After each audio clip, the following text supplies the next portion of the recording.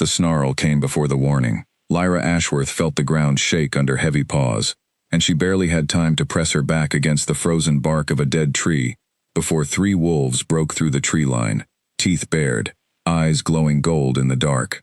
She was not supposed to be alive. That was the whole point of banishment. The Ashworth pack had made that clear when they dragged her to the border 3 nights ago and told her that if she ever crossed back, she would be treated as an enemy, no different from a rogue. She had not stolen the relic. She had said it 100 times, to the elders, to the guards, to the pack alpha who would not even look her in the eye. None of it mattered. A scapegoat was needed, and an Omega with no family name to defend her was the easiest one to sacrifice. So she ran, because running was the only thing left to do, and now she was standing in territory that did not belong to her pack, shivering, starving, and about to be torn apart by strangers who had every right to kill her where she stood. "Hold!" A voice cut through the night, low and sharp enough to freeze the 3 wolves mid-stride.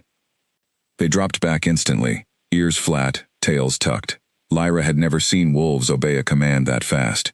She turned toward the voice and saw him step out from behind the largest of the 3, a man who did not need to raise his voice to be terrifying. He was tall, broad through the shoulders, wearing a dark coat that moved like it belonged to someone who never had to run from anything. His eyes found her in an instant, and something about the way he looked at her made her feel smaller than the cold ever could. "You are on Draven land," he said. "Trespassing. Do you understand what that means?"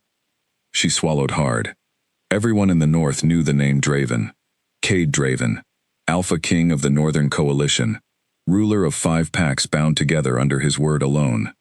Men like him did not stop to ask questions before they punished. "I didn't know where the border was," Lyra said, and her voice came out smaller than she wanted. "I was banished. I had nowhere else to go." Cade's jaw tightened.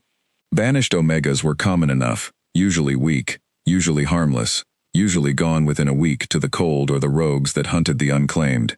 But something about this one made the wolf inside him go still, in a way he did not like. He told himself it was suspicion, nothing more.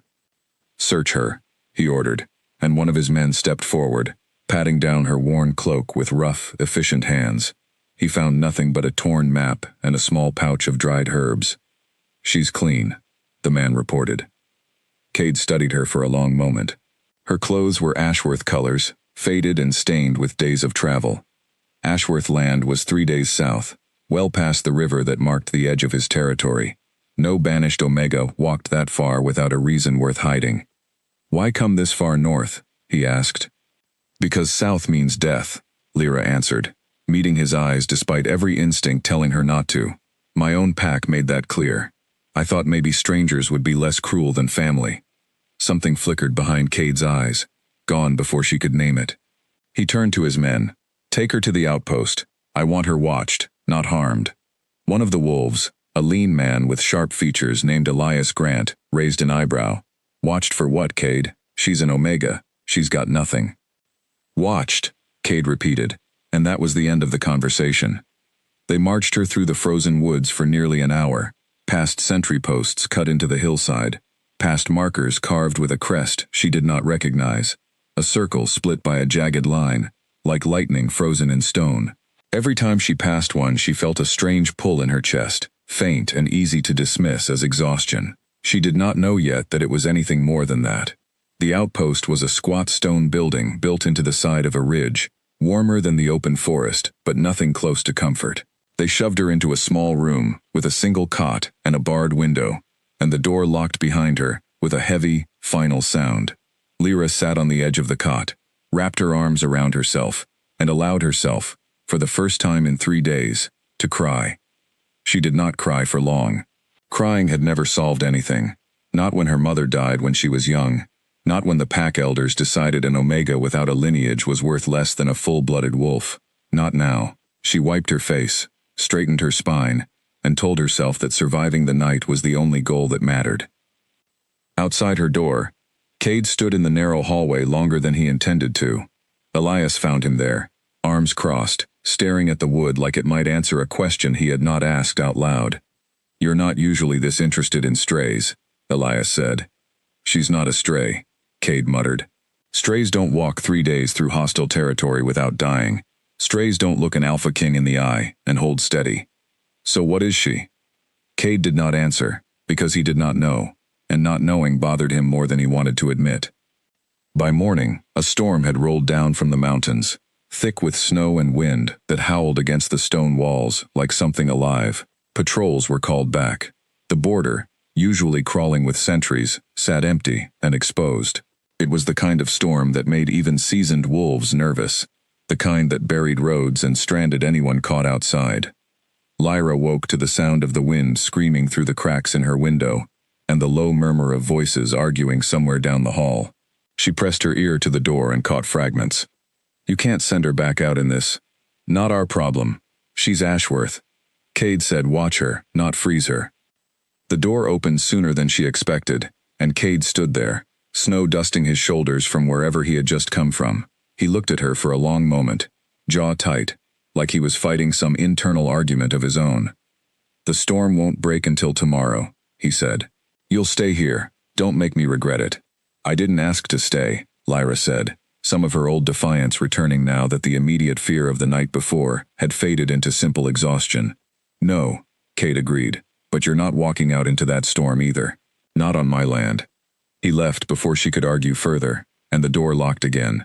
But this time, it felt less like a cage and more like shelter, though she refused to admit that to herself. The day passed slowly. Food was brought, simple but warm, more than she had eaten in days. She caught glimpses of the outpost through the small window, wolves moving in careful patterns, snow piling against the walls, the crest symbol carved above the main doorway, the same one she had seen on the markers in the forest.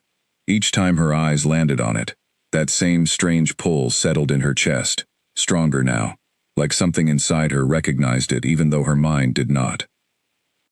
By evening, restless and unable to sleep, she paced the small room until her palm brushed against the stone wall near the door, right where a smaller version of the crest had been carved into the surface, worn smooth by decades of hands before hers. The moment her skin touched the stone, warmth spread up her arm, sudden and startling, gone as quickly as it came. She snatched her hand back, staring at her palm like it belonged to someone else. Down the hall, Cade froze mid-step. He could not explain it, but he had felt something shift, a pulse of energy so faint most would have missed it, but not him, not with senses honed by years of ruling over wolves who would test his authority the moment he showed weakness. He turned toward the room where Lyra was kept, something cold and certain settling into his chest. Whatever she was not simply a banished Omega with nowhere to go. And whatever was happening, he intended to find out exactly what, no matter how deep he had to dig. The storm outside raged on, but inside the outpost, something far older than weather had just begun to stir. Morning came without warning, the storm still clawing at the windows, and Lyra woke to the sound of raised voices outside her door. She sat up fast, heart hammering, certain something had gone wrong in the night. When the door opened, it was not Cade standing there but Elias, his expression unreadable, a tray of food balanced in one hand. Eat, he said, setting the tray down. Cade wants to see you, once the storm lets up enough to think straight. See me for what? Elias studied her for a moment, the same way people study something they cannot quite categorize. That's not for me to say. But I'd be careful what you touch in this place, if I were you. He left before she could ask what he meant, though she already suspected. The warmth that had spread through her palm the night before had not been her imagination, and from the way Elias looked at her, it seemed the whole outpost already knew something she did not. She ate slowly, watching the snow pile higher against the window, and tried to make sense of the last 4 days. Banishment, a false accusation, a run through unfamiliar woods, capture by the most powerful pack in the north. And now this, a strange pull toward carved symbols on stone walls, like her body recognized something her mind had never been taught. When the door opened again hours later, it was Cade, and the look on his face told her the conversation would not be simple. Walk with me, he said, and it was not a request. She followed him down a narrow corridor, lined with old stone, past rooms she had not seen before, until they reached a chamber lit by a low fire, shelves lined with books and scrolls that looked older than the outpost itself. An older woman sat at a wooden table, silver hair pulled back tight, sharp eyes that studied Lyra the moment she stepped through the door. "This is Nora," Cade said, She keeps the history of this territory. I want her to look at something." "Look at what?" Lyra asked, though the tightening in her chest already told her she knew. "Your hand," Nora said simply. "Show me your palm, child." Lyra hesitated, then extended her hand. Nora took it gently, turning it toward the firelight, tracing a finger along the center of her palm, where faint lines, almost invisible unless caught at the right angle, formed a pattern Lyra had never noticed before. She looked up at Cade, and something passed between them, wordless and heavy. "It's faint," Nora said, "but it's there, the mark of the old line." "What old line?" Lyra demanded, pulling her hand back, unsettled by the reverence in the woman's voice. "What are you talking about?" Nora rose slowly, crossing to one of the shelves, pulling free an ancient scroll bound in cracked leather. She unrolled it carefully across the table, revealing a family tree drawn in faded ink, branches stretching back generations, all leading to a single name, written larger than the rest: Lyric. "A century ago," Nora said, "before the coalition existed, before the northern packs were unified, there was a royal bloodline called the Lyric line. They were said to carry a mark that appeared only in the presence of true power, ancient magic tied to the land itself. The line was believed wiped out in a conflict that nearly tore the north apart. No survivors were ever confirmed." "And you think I'm connected to this?" Lyra asked, disbelief coloring every word. "I'm an Omega with no family name. I don't even know who my father was." "That," Cade said quietly, "might be exactly why no one has looked for you until now." Lyra shook her head, backing a step away from the table. The fire suddenly too warm, the room too small. "This is insane. I was banished for a crime I didn't commit. I have nothing. I am nothing. You're telling me I'm supposed to be some kind of lost royal heir?" "I'm telling you what I saw last night," Cade said, stepping closer, his voice losing some of its earlier hardness. "Your hand touched that wall, and something in this place responded. I've ruled these lands for 6 years. I know what dormant power feels like when it wakes up. That wasn't nothing." She wanted to argue further, wanted to dismiss it as exhaustion and imagination, but some quiet part of her, the part that had always felt like she was carrying something she could not name, refused to let the denial settle. "Even if it's true," she said finally, "it doesn't change anything. I was banished. My own pack wants me gone. If word gets out that I might be connected to some ancient bloodline, it will only make things worse." "Or," Nora said carefully, "it will explain exactly why your pack wanted you gone so badly in the first place." The room went quiet. Cade's eyes sharpened, the pieces shifting into a shape none of them had considered yet. "You think the theft accusation was a cover," he said slowly. "I think," Nora replied, "that a bloodline capable of challenging established power is exactly the kind of thing certain packs would want buried quietly, before anyone had the chance to notice a mark like this one." Lyra's stomach turned. The Elder's refusal to hear her out, the speed of her banishment. The way no one, not even the Pack Alpha, had looked her in the eye during the entire ordeal. What if none of it had been about a stolen relic at all? "I need air," she said, and before anyone could stop her, she pushed past them and out into the corridor, chest tight, thoughts spinning faster than she could control. Cade found her minutes later standing near the outpost's main entrance, watching the storm finally begin to weaken outside, gray light bleeding through the clouds. "You don't have to believe any of it," he said, keeping his distance, giving her space he was not naturally inclined to give anyone. "But you should consider that whoever orchestrated your banishment might not stop looking for you, mark or no mark. You make it sound like I have a target on my back. You might," he said honestly. "And right now, you're on my land, under my protection, whether either of us planned for that or not." She turned to face him fully, searching his expression for the arrogance she expected from an Alpha King, but finding instead something more careful, more measured than she anticipated. "Why do you care?" she asked. "Yesterday you were ready to treat me like a trespasser worth punishing." "Yesterday I didn't know what you were," Cade admitted. "Today I know less than I'd like, but enough to understand that letting you walk back out into hostile territory would be a mistake I'm not willing to make." The wind outside had begun to soften, the worst of the storm passing, but neither of them moved to end the conversation. Something unspoken had shifted between them, fragile and uncertain, the kind of thing neither was ready to name yet. Elias appeared at the end of the corridor, face tight with urgency, that immediately put both of them on alert. "Riders," he said. Coming up from the south border. Ashworth colors. Lyra's blood ran cold. Cade's expression hardened instantly, the careful softness from moments ago replaced by the sharp authority of a king preparing for confrontation. How many? He asked. 4, Elias said, moving fast. They'll be at the outpost within the hour. Cade turned to Lyra, and for the first time since she had arrived on his land, she saw something close to protectiveness in his eyes. Stay inside, he said.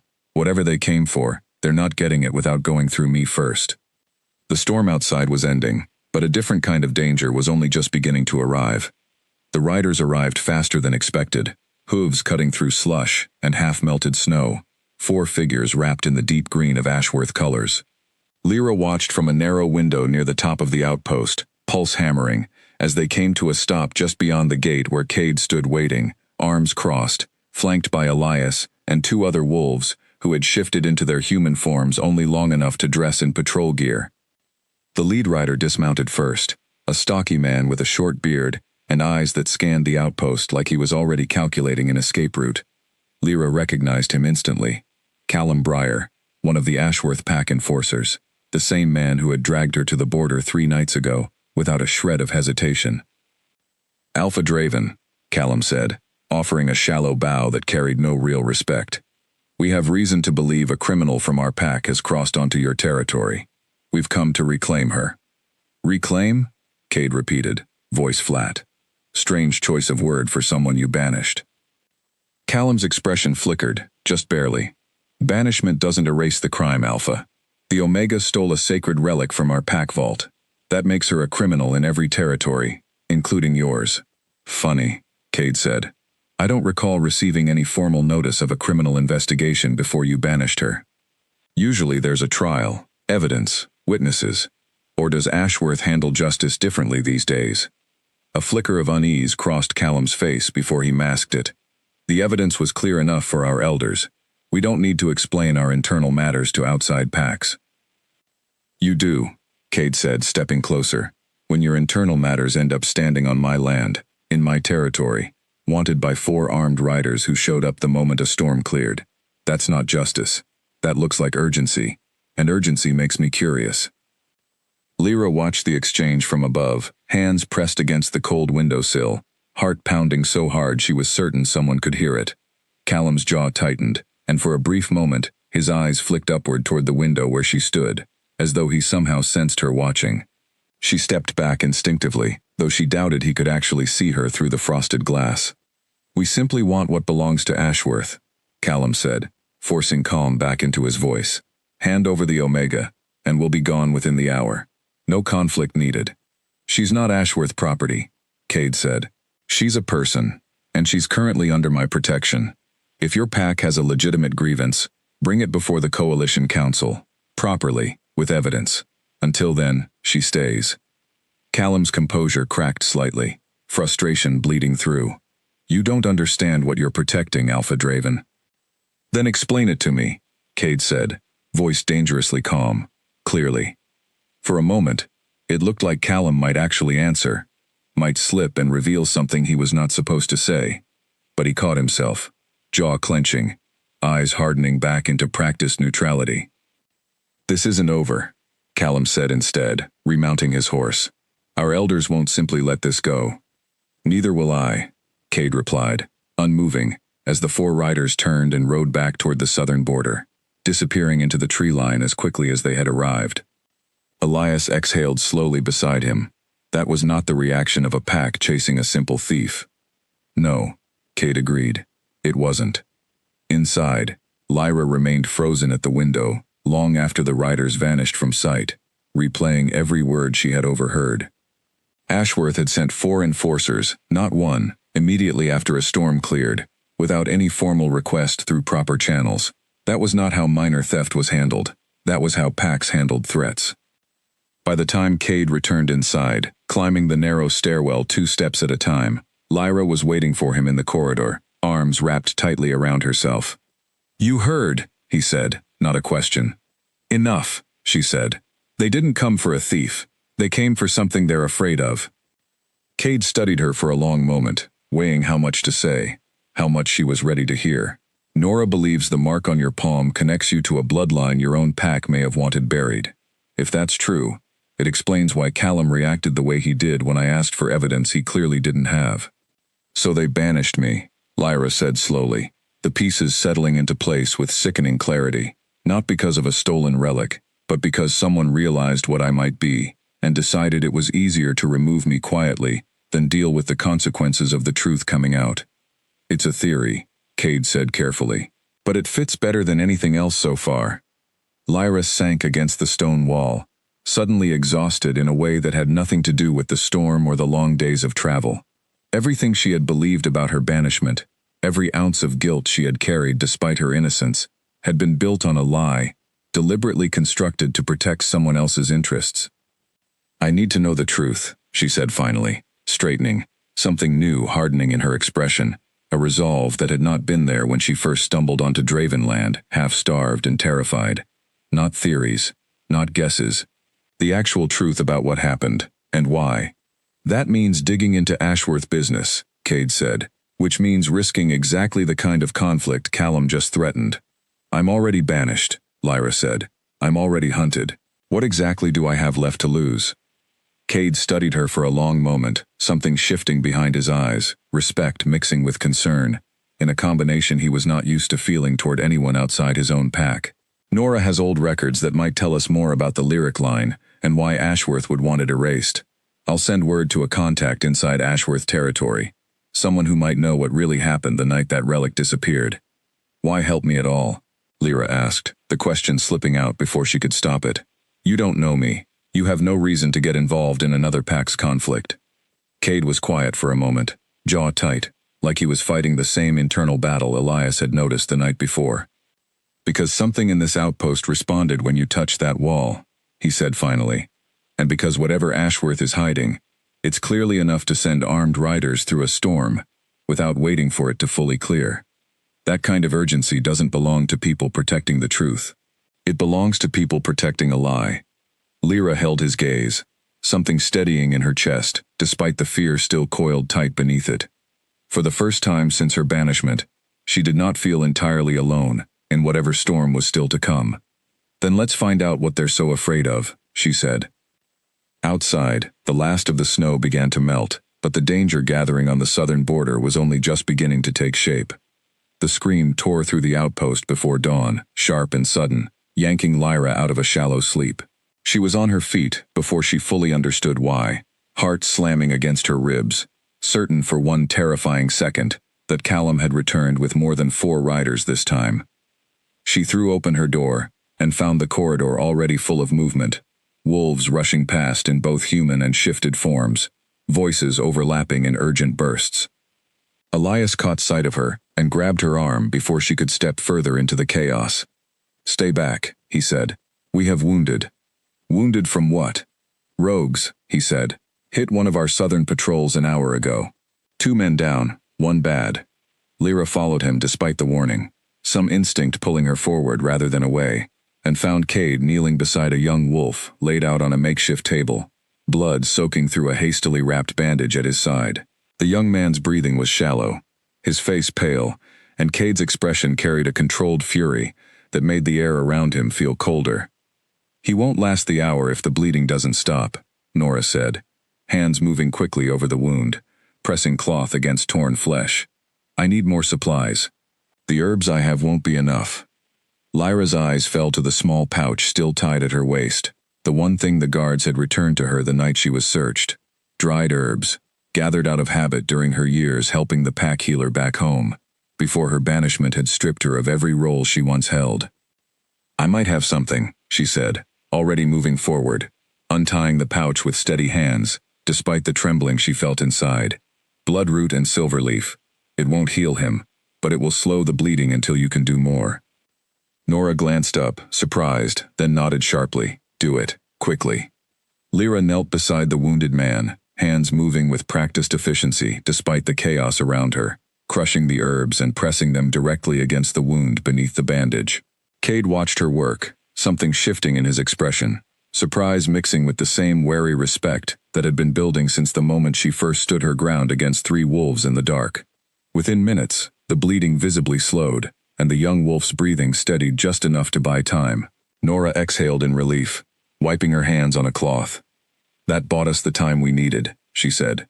"Good instincts." "I used to help our pack healer," Lyra said quietly, still kneeling beside the wounded man, "before everything happened." Cade said nothing, but the look he gave her carried weight neither of them acknowledged out loud. Once the wounded man was stable, Cade pulled Elias aside near the outpost entrance, voice low but sharp.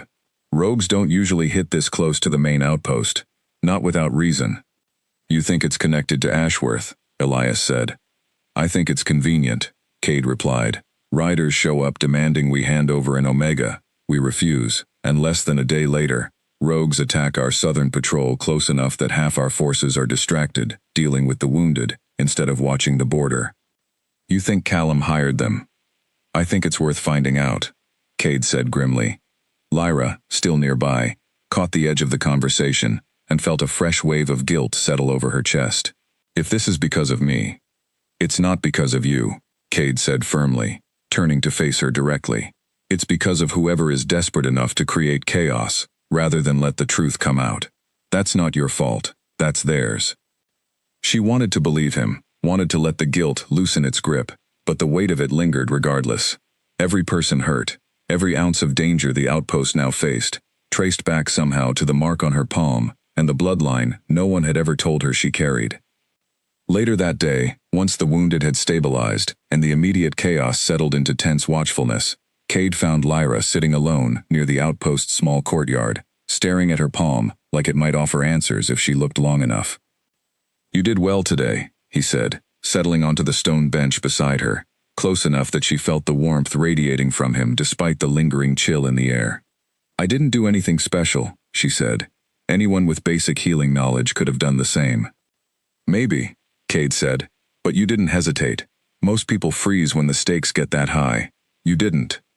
Lyra was quiet for a moment, turning her palm over slowly, tracing the faint lines Nora had pointed out the day before. "I keep thinking about what you and Nora said, about the mark, about the bloodline. Part of me wants to believe it's all a mistake, some coincidence being stretched into something bigger than it is. And the other part? The other part remembers every time I felt like I didn't belong anywhere," she admitted, voice quieter now, more vulnerable than she usually allowed herself to be. "Like I was carrying something I couldn't explain. Maybe that feeling was real all along." Cade studied her profile in the fading afternoon light, something in his chest tightening in a way he did not have a name for yet. "Whatever you are, mark or no mark, bloodline or not, you handled yourself today like someone who belongs exactly where she stood. That matters more than any old scroll or family tree." She looked at him then, surprised by the sincerity in his voice, the complete absence of the cold authority he had shown the night they first met. "You're not what I expected," she admitted. "When people talked about the Alpha King, I imagined someone colder, crueler." "I can be cruel," Cade said honestly. "Ask anyone who's tested my patience. But cruelty for its own sake has never interested me. Strength should protect, not just dominate." Before she could respond, Elias appeared at the courtyard entrance, expression tight with fresh urgency that immediately shattered the fragile calm between them. "Cade," he said, "you need to see this.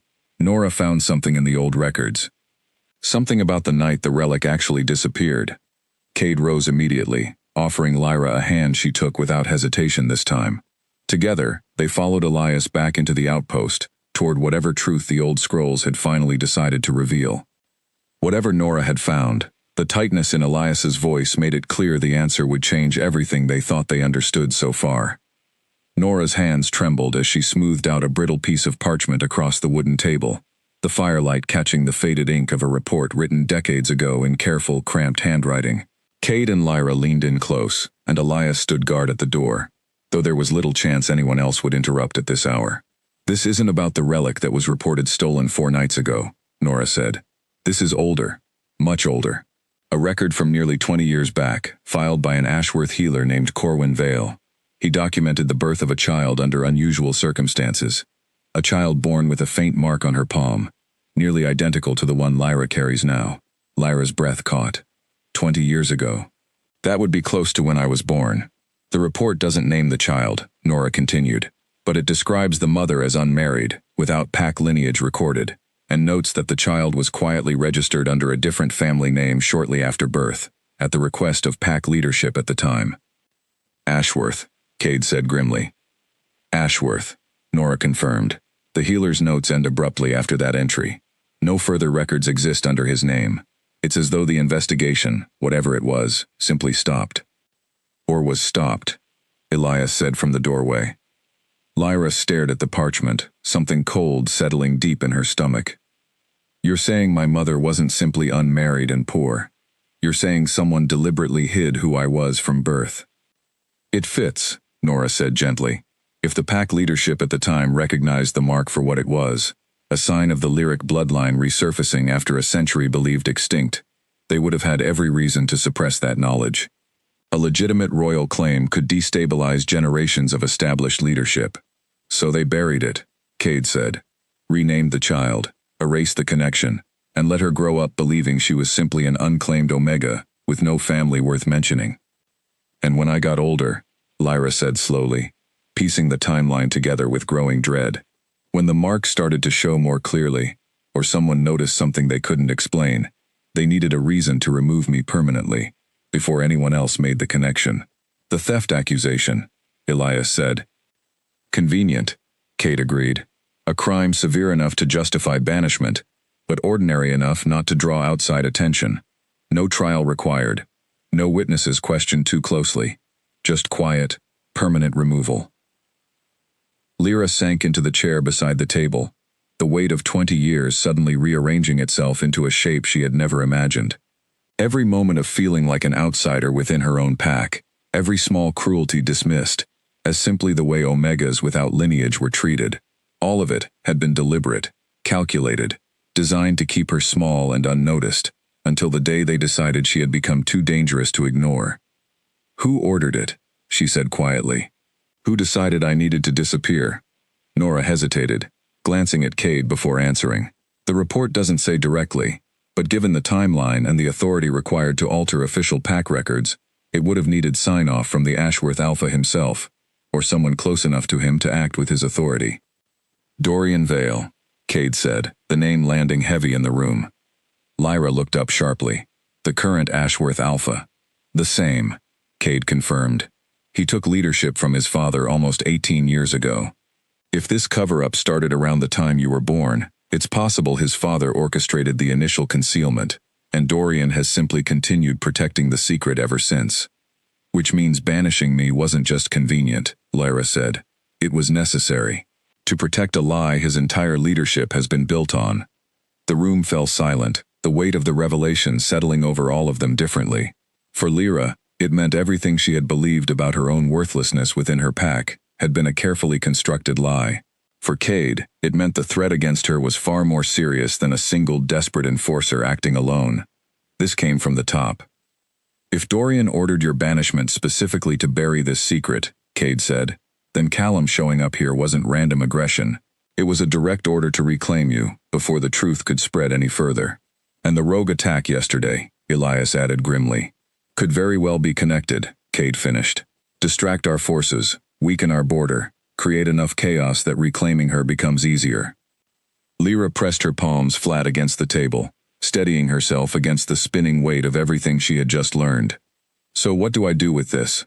I can't exactly walk into Ashworth territory and demand answers from an alpha who clearly wants me gone permanently. No, Cade agreed, but we can gather more evidence before deciding our next move. Nora, is there any way to trace this healer, Corwin Vale? If he's still alive, he might know more than what's written in this single report. Nora's expression turned thoughtful.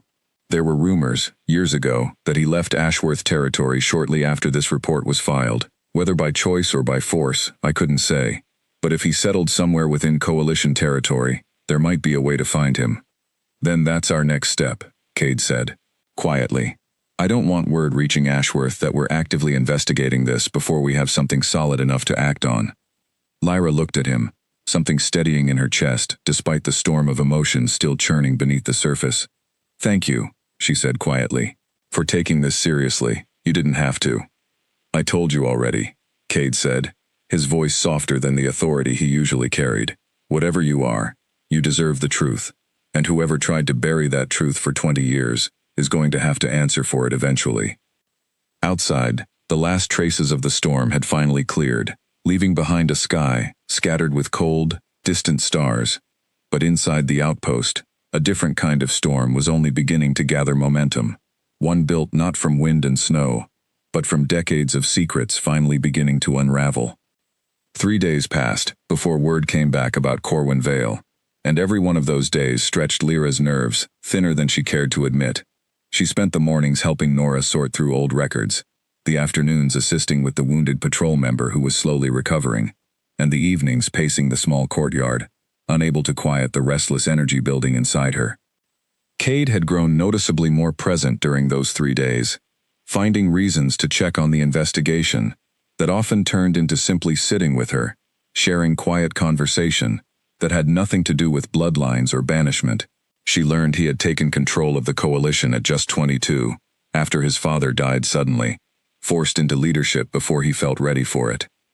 He learned she had spent her childhood caring for a mother who grew sicker each year, only to lose her by the time she turned 16, left alone in a pack that had never fully accepted her. "You never had anyone fighting for you," Cade said one evening, the two of them sitting near the courtyard fire, the cold air sharp but not unpleasant. "Not until now." "I'm not used to it," Lyra admitted, "having someone believe me without demanding proof first." "I demanded proof," Cade pointed out, a faint smile softening his usually stern features. "Your palm just happened to provide it rather quickly." She laughed, the sound surprising her, unfamiliar after days filled with tension and fear. It felt good, lighter than anything she had allowed herself to feel since her banishment began. "I mean it, though," Cade continued, his voice quieter now. "Whatever happens with Ashworth, whatever the truth turns out to be, you won't be facing it alone anymore." Lyra studied him in the firelight, searching for the ambition or self-interest that powerful men usually carried close beneath the surface, and found instead something that looked disturbingly like genuine care. It unsettled her more than she wanted to admit, mostly because some traitorous part of her wanted to lean into it rather than guard against it. "Why does this matter so much to you?" she asked. "I understand the political risk. Ashworth hiding a royal bloodline is coalition business. But you didn't have to sit with me these past few nights. You didn't have to check on me twice a day like you have been."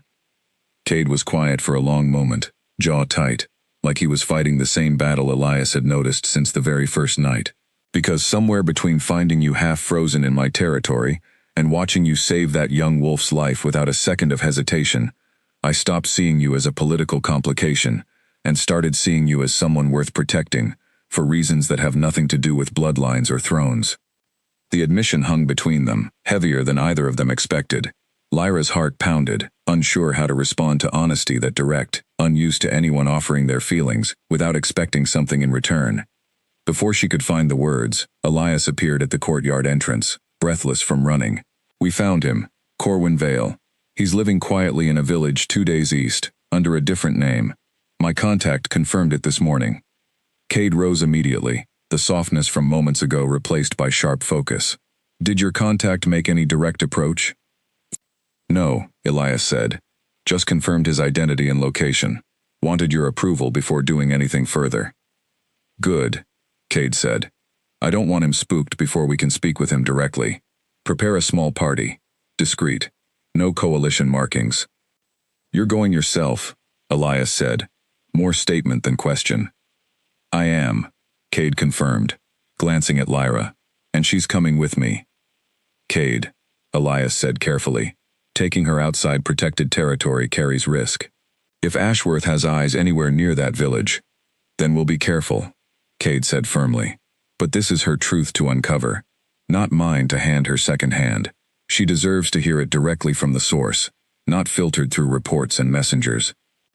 Lyra felt something warm settle in her chest at his words, gratitude mixed with a determination she had not felt in days. "I want to go," she confirmed. "I need to hear this myself." Elias studied them both for a moment before nodding, accepting the decision even if caution still lined his expression. "I'll have everything ready by morning." That night, unable to sleep despite the exhaustion pulling at her, Lyra found herself back in the small courtyard, staring up at the scattered stars, turning over everything that had happened in the span of a single week. Banishment, rescue, revelation. And now, something building between her and the Alpha King that felt far more dangerous to her carefully guarded heart than any political conspiracy.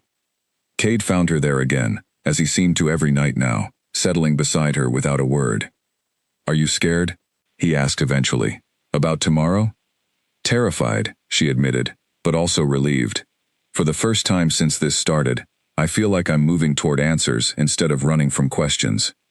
"We'll get you those answers," Cade said. "Whatever they turn out to be." "And if they change everything?" she asked. "If I really am connected to some old royal line, what happens then? I don't know how to be anything other than the girl who was banished for a crime she didn't commit." Cade turned to face her fully, something steady and certain in his expression. "Then you learn, the same way I learned to be an Alpha King at 22, when I felt nowhere near ready for the weight of it. Titles don't define who someone becomes. Choices do, and every choice I've watched you make since the night we met has shown me exactly the kind of person you already are, mark or no mark." Lyra felt something shift inside her chest, warm and unfamiliar, the beginnings of trust extending beyond simple safety into something she was not ready to name yet. Whatever tomorrow revealed, whatever truth waited for them, 2 days east, in a quiet village, under a different name, she would not be facing it alone. For the first time in longer than she could remember, that thought brought comfort instead of fear. The village of Millbrook sat quiet and unremarkable at the edge of a wide valley, the kind of place designed to be forgotten, which Lyra suspected was exactly why Corwin Vale had chosen it.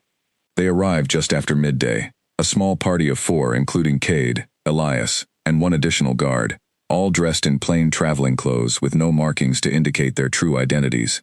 Finding Corwin took less time than expected.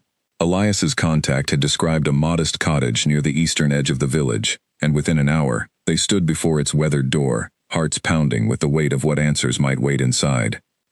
The man who answered looked older than his years, gray threading through hair that had likely once been dark, deep lines carved into a face that carried the particular exhaustion of someone who had spent decades looking over his shoulder. His eyes landed on Lyra first, and something in his expression shifted immediately, recognition mixed with dread. "You," he whispered, stepping back from the doorway like he had seen a ghost. "I always wondered if you'd survived." "You know who I am," Lyra said, though it was not truly a question. Corwin glanced past her at Cade and the others, hesitation warring visibly with something that looked like relief at finally being able to speak after years of forced silence. "You'd better come inside. If Ashworth learns I've spoken to you, none of us will be safe." Inside the small cottage, Corwin moved with the careful precision of a man used to hiding things, checking the windows before finally settling into a worn chair across from them. 20 years ago, he began, I served as the healer for the Ashworth pack. Your mother came to me pregnant, unmarried, terrified of how the pack would treat her. I helped deliver you myself. And the mark, Lyra said. You noticed it then. Corwin nodded slowly. The moment you were born, faint, but unmistakable to anyone who had studied the old histories, which I had, out of personal interest more than practical need. I recognized the pattern immediately. The lyric bloodline, believed extinct for a century. What did you do? Cade asked. I reported it, Corwin admitted, guilt heavy in his voice, to the Alpha at the time, believing it was simply proper procedure. I didn't understand then what that report would set into motion. What happened? Lyra pressed. The Alpha ordered your birth record altered immediately, Corwin said. Your mother was told the truth would endanger you both, that the pack leadership needed time to determine the safest path forward. She believed them, or perhaps simply had no other choice. Your family name was changed. Records were quietly adjusted, and I was warned, in no uncertain terms, that speaking of what I had witnessed would carry serious consequences. Why didn't you leave sooner? Elias asked. I tried, Corwin said, but leaving too quickly would have raised questions I couldn't afford. It took years of careful planning before I finally managed to disappear without drawing suspicion. Lyra sat frozen, absorbing every word, the final pieces of her hidden history settling into painful clarity. My mother knew, she said quietly. She knew who I was, what I carried, and she never told me. She was protecting you, Corwin said gently, in the only way she knew how, given the pressure placed on her. I imagine she hoped the truth would stay buried long enough for you to grow up safely, away from the danger that knowledge would bring. It didn't stay buried, Cade said grimly. Something changed recently. The mark became visible enough that Ashworth leadership panicked and orchestrated a banishment to remove her before the truth could spread. Corwin's expression darkened. Dorian Vale inherited more than just leadership from his father. He inherited every secret his father spent decades protecting, including this one. If he ordered her banishment, it means he views the Lyric bloodline as an active threat to his authority, not simply a historical curiosity. Would he go further? Lyra asked, dread coiling tight in her stomach. To keep this buried? Corwin met her eyes, sorrow and honesty mixing in his expression. I believe he already has, given what you've described. And I believe he will continue doing whatever necessary to ensure the truth never reaches the wider coalition. The cottage fell silent, the weight of 2 decades of careful concealment finally fully exposed. Cade rose first, jaw set with the particular fury of someone who had just watched deliberate cruelty confirmed beyond doubt. If Dorian learns we've spoken with you, Corwin, you won't be safe here any longer.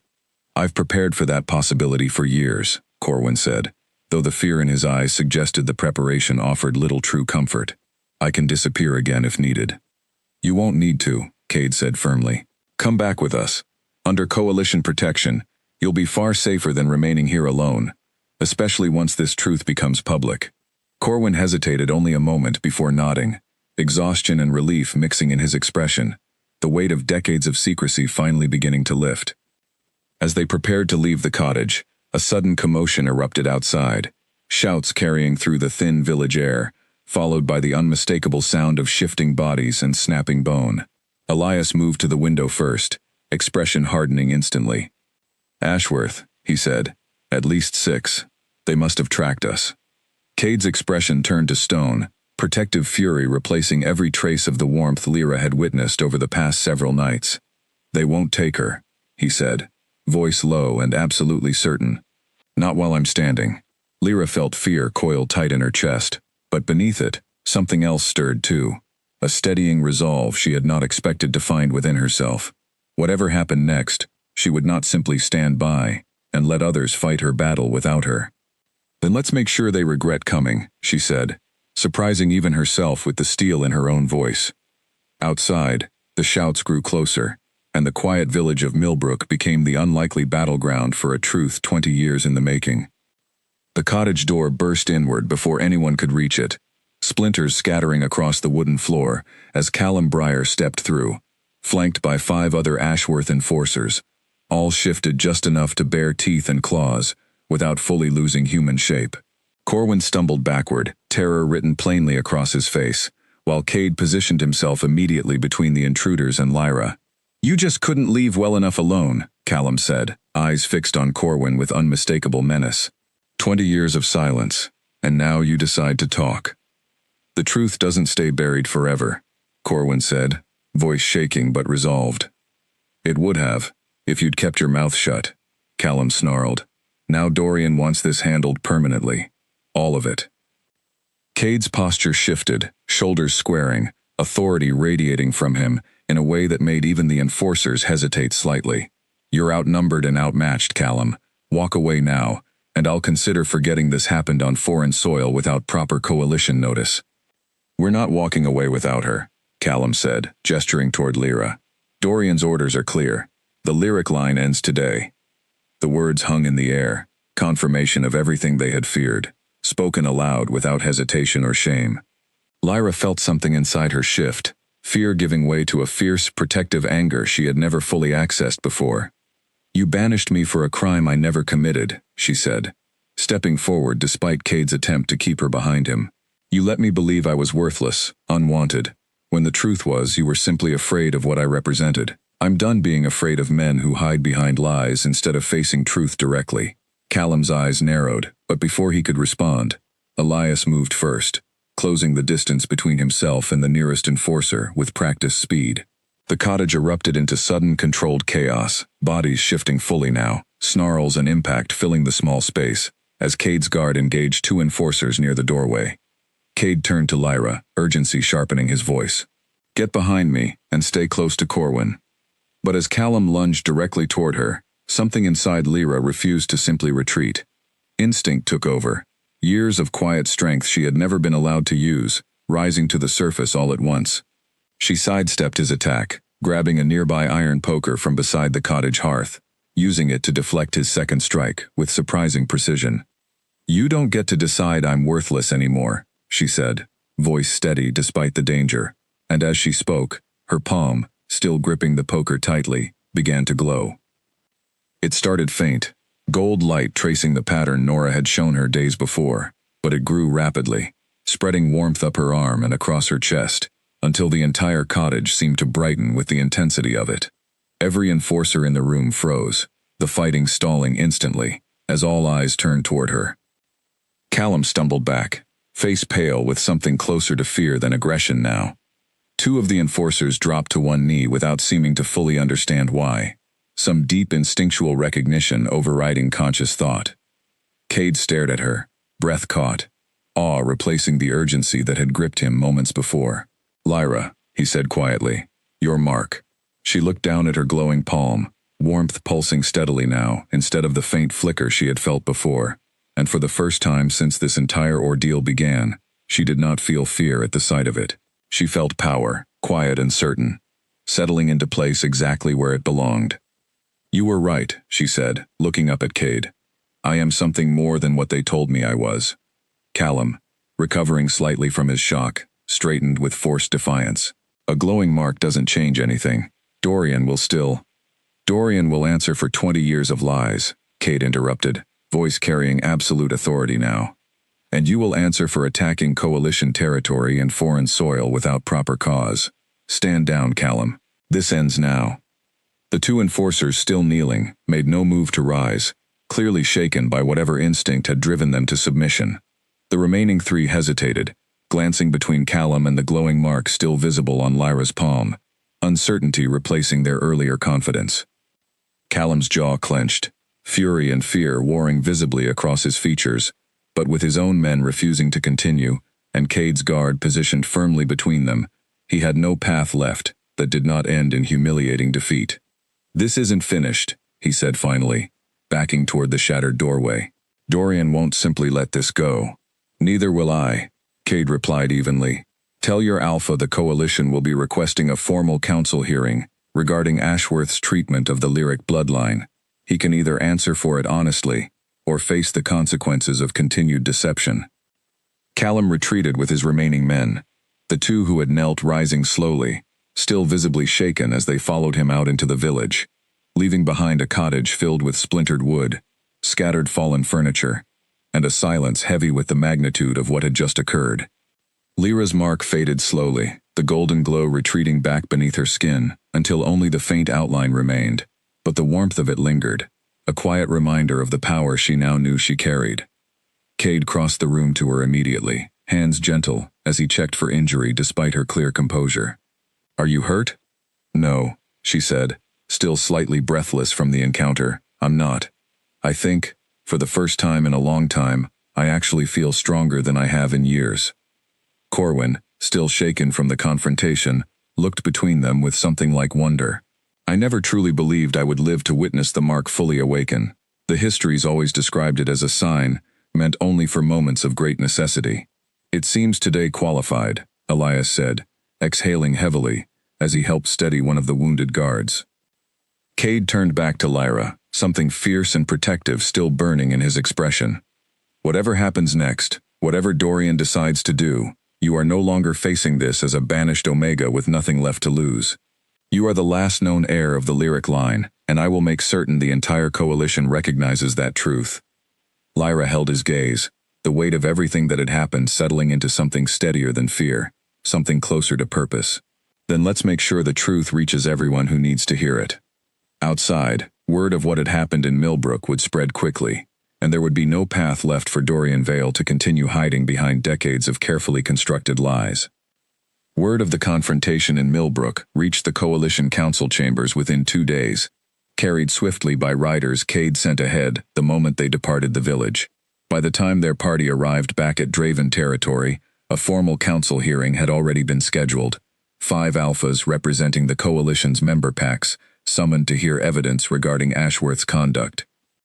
Lyra spent the 2 days of travel in quiet reflection, the golden mark on her palm now visible, even without the surge of power that had first revealed it fully, faint lines glowing softly whenever her emotions ran high. Nora had explained that such visibility, however subtle, was itself a sign of the bloodline settling permanently into its rightful strength, no longer dormant or hidden. "You'll need to speak for yourself at the hearing," Cade told her the night before the council convened, the two of them standing together near the outpost's main hall where the meeting would take place. "The Alphas will want to hear your account directly, not simply mine or Corwin's testimony alone." "I'm not afraid to speak," Lyra said, and she found, somewhat to her own surprise, that it was entirely true.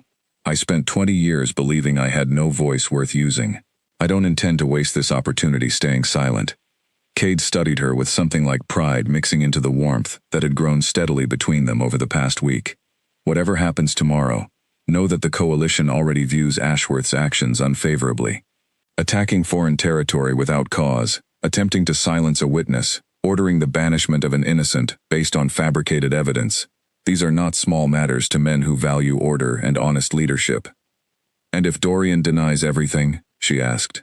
"If he claims Corwin is lying, that the mark means nothing?" "Then the mark will speak for itself," Cade said simply, "as it did in that cottage." The following morning, the council chamber filled with representatives from every coalition pack, Alphas seated in a wide circle, Nora and Corwin positioned nearby ready to offer testimony, Elias standing watchful near the entrance. Dorian Vale arrived shortly after, flanked by 2 advisors, his expression carefully composed despite the tension visible in his shoulders. He was younger than Lyra expected, perhaps not much older than Cade himself, dark-haired, with sharp, calculating eyes that swept the room the moment he entered, cataloging every face present before settling briefly on Lyra herself. Something flickered behind his gaze, recognition mixed with barely contained frustration.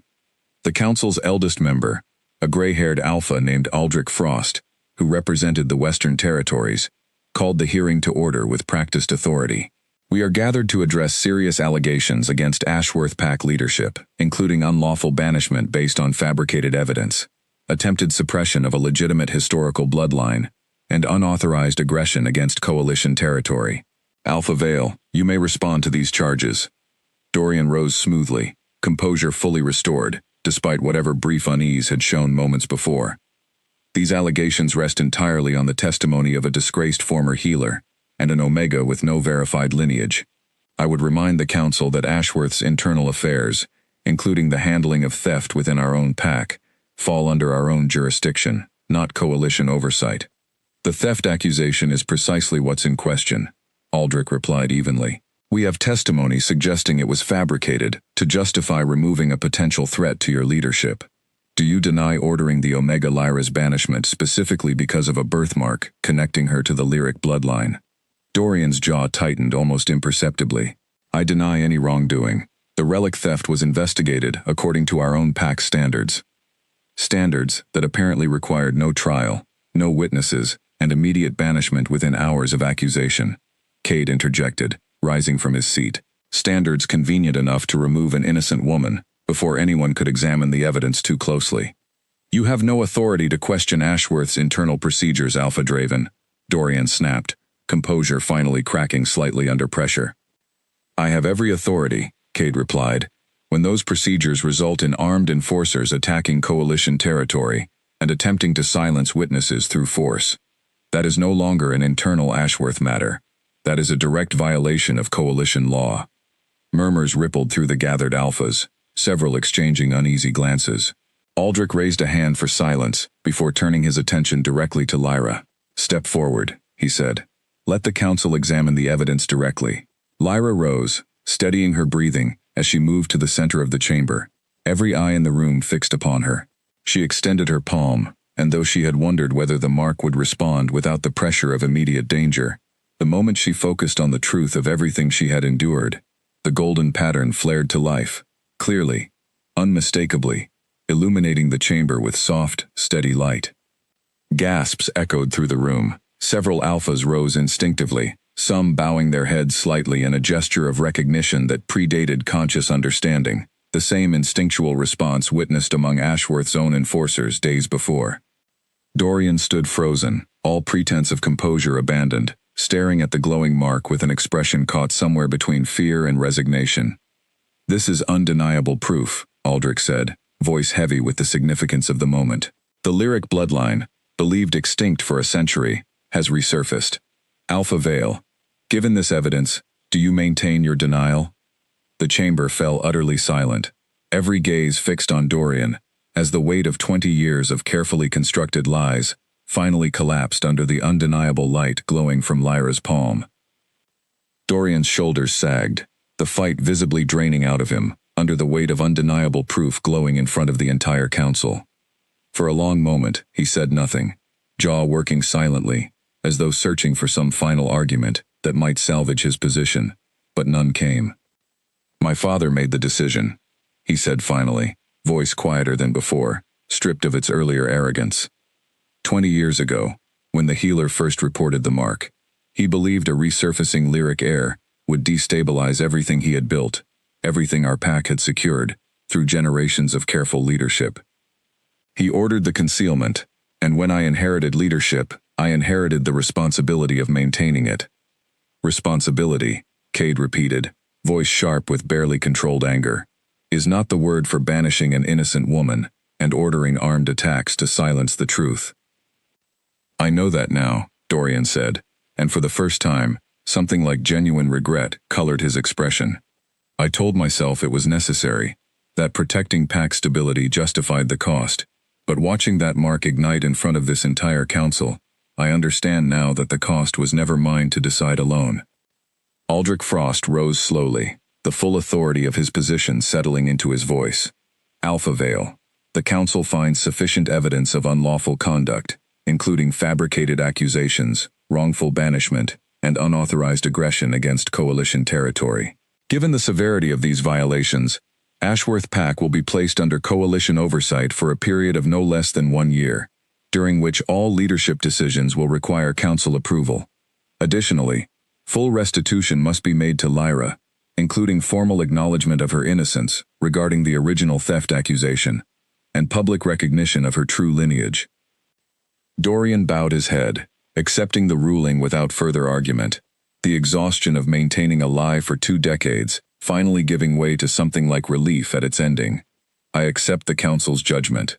Aldrich turned his attention to Lyra, warmth entering his weathered features for the first time since the hearing began. "Lyra of the lyric line, the council formally recognizes your lineage and your innocence regarding all previous accusations. You stand before us not as a banished Omega, but as the last known heir of a bloodline believed lost for a century. What that means for your future is, ultimately, a choice only you can make." Lyra stood in the center of the chamber, the golden light still faintly glowing beneath her skin, absorbing the full weight of everything that had led to this single moment. 20 years of feeling unwanted, days of fear and uncertainty following her banishment, the unexpected warmth of finding protection, and, eventually, something far deeper, within the very Alpha King she had once feared, would tear her apart on their first encounter. "Thank you," she said, addressing the full council, voice steady, despite the emotion thick in her throat, "for hearing the truth, even when it was inconvenient. For 20 years, I believed I was worthless, unwanted, simply because no one bothered questioning a convenient lie. I hope this council remembers today that truth deserves to be heard, regardless of how carefully someone tries to bury it." The chamber erupted into quiet murmurs of approval, several alphas rising to offer respectful nods in her direction. As the hearing formally concluded and the gathered leaders began departing the chamber, Cade approached her, something in his expression far softer than the authority he had carried throughout the proceedings. "You did well," he said quietly. "Better than well." "We did well," she corrected. "None of this happens without you choosing to believe me that first night, when you had every reason not to." Cade reached for her hand gently, thumb brushing over the faint golden lines still visible on her palm. "I meant what I said in Millbrook. Whatever happens next, you won't be facing it alone.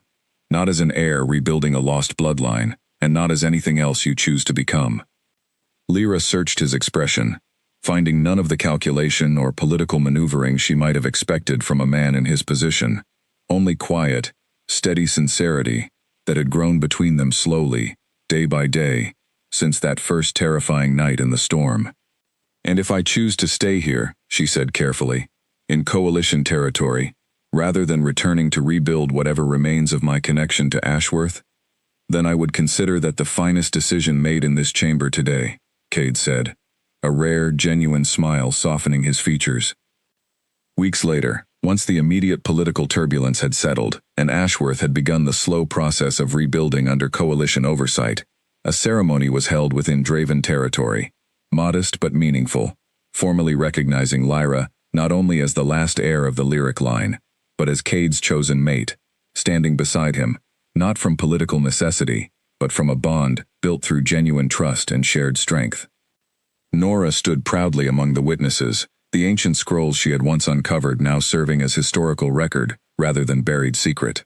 Corwin, finally free from decades of hiding, watched with quiet tears, relief evident in every line of his weathered face. Even Elias, usually reserved, offered a rare, genuine smile as the ceremony concluded.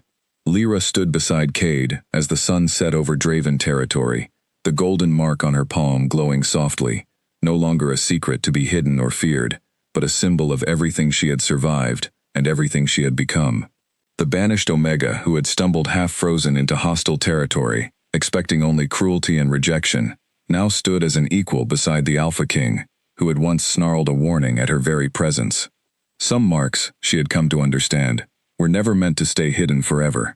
They simply waited for the right moment, and the right people, to finally let them shine.